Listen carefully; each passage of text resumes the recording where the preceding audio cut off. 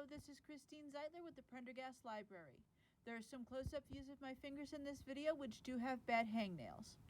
If you know how to sew, this is not the video for you. I'm not an expert, however I can create functional stitching, which is what this video is about. Today I'm going to show you how to create a running back stitch. If you have been following along with this video series, you will have already done a side of this rectangle with the running stitch.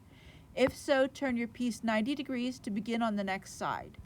We need to start with a single stitch. The running back stitch takes quite a bit longer, however it does create a very stable seam. Now we need to insert the needle at the very beginning of the stitch that you just took.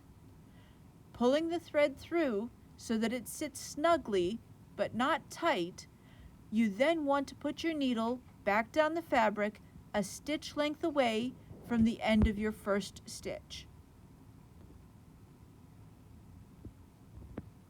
Then, pulling the thread through so that it sits snugly but not tightly, you will see that you have 2 threads through half of the stitch and 1 thread through the other half of the stitch.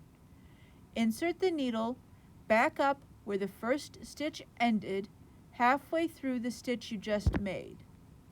Then insert your needle about 1 stitch length past the end of the last stitch you made. This allows you to always have 2 pieces of thread going through any one section of a stitch. When I take these stitches as individual stitches, my results tend to look sloppy. However, if I push the needle up halfway down the length of the previous stitch and rock the needle tip down a stitch length past the end of the previous stitch, my stitching tends to look straighter and tidier. I stopped a short distance from the end of the piece to give myself room to turn the corner and work on the last side. The final side is going to be a ladder stitch in the next video.